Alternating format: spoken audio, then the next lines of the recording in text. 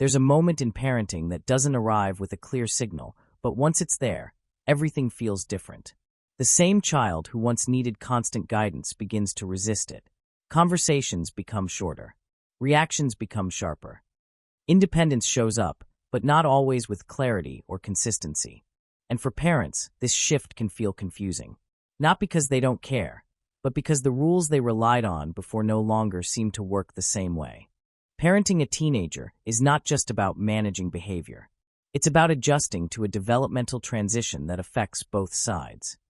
While the teenager is navigating identity, autonomy, and emotional intensity, the parent is navigating uncertainty, reduced control, and a need to redefine their role.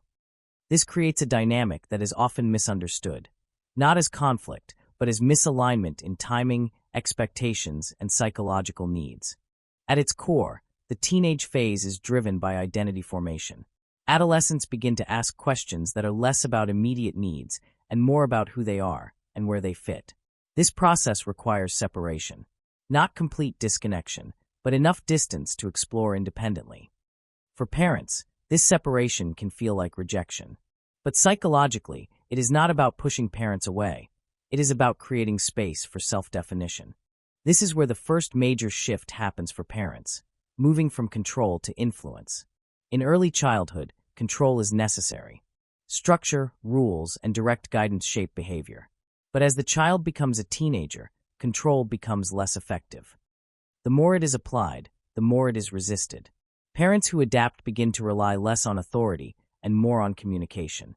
The goal is no longer to enforce behavior, but to shape thinking. Another important factor is emotional unpredictability. Teenagers experience heightened emotional intensity due to neurological and hormonal changes. Reactions can seem disproportionate, inconsistent, or sudden. For parents, this creates a challenge. Responding emotionally often escalates the situation, but suppressing response entirely can create distance.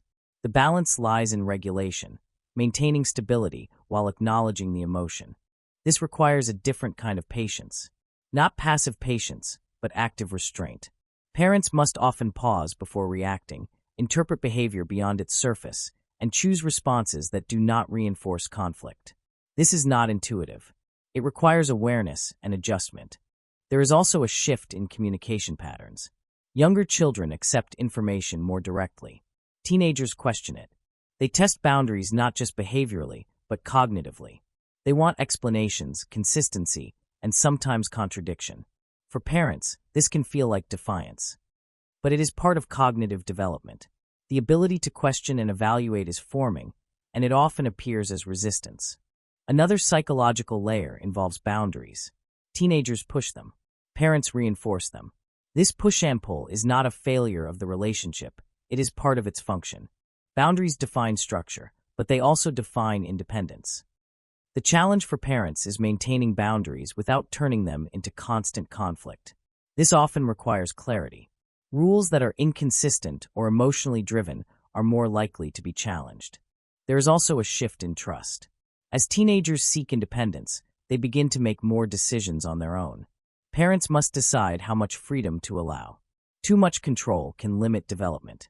Too much freedom without structure can create risk. This balance is not fixed. It evolves. Trust is not given all at once. It is adjusted based on behavior, communication, and responsibility. Another important factor is the parent's internal response to change. Parenting a teenager often brings up feelings that are not directly related to the child. Loss of control, fear of negative outcomes, comparison with other families, or reflection on one's own past experiences. These internal reactions can influence behavior. A parent may respond more strictly not because the situation requires it, but because of underlying anxiety. There is also a redefinition of connection. The type of closeness that existed in childhood changes. Physical presence and constant interaction are replaced by selective communication. Teenagers may share less, but what they share becomes more meaningful. For parents, this requires adjustment. Connection is no longer measured by quantity, but by quality. Another psychological trait that becomes important is consistency. Teenagers are highly sensitive to inconsistency. They notice when rules change without explanation or when behavior does not match expectations.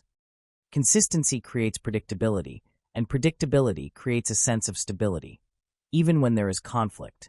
There is also the role of modeling. Teenagers are less likely to follow instructions directly, but they are still influenced by behavior. How parents handle stress, conflict, and decision-making becomes visible. Even when it is not acknowledged, it is observed. This makes self-awareness important.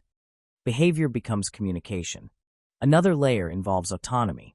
Teenagers need to feel a sense of control over their own decisions. When this is restricted too heavily, it can lead to resistance or secrecy. When it is supported with structure, it can lead to responsibility. Parents who understand this shift begin to offer choices within boundaries. This allows independence without removing guidance. There is also the challenge of external influence.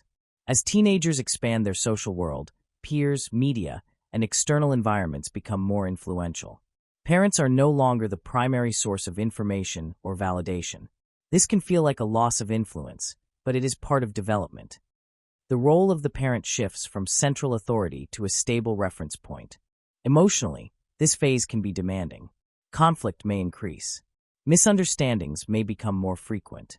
But these experiences are not purely negative. They provide opportunities for both sides to develop communication, regulation, and understanding.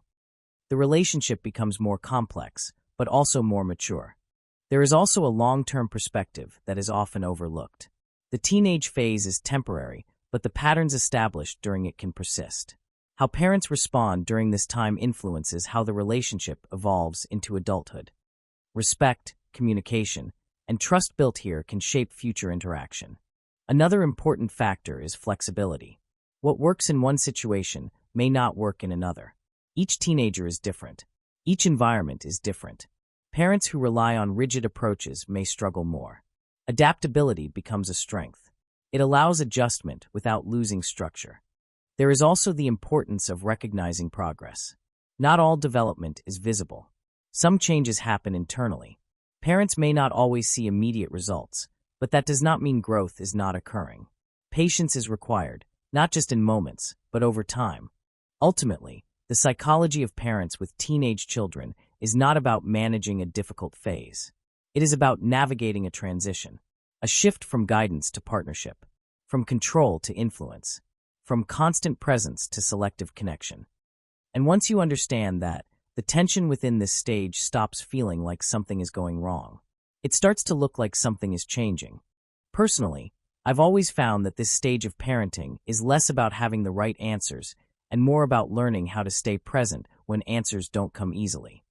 There's something quietly powerful about a parent who doesn't react immediately, who chooses to understand before correcting, who allows space without disappearing. And maybe that's the part people don't talk about enough. The idea that raising a teenager isn't just about guiding them through change, but about staying steady enough so they have something real to come back to.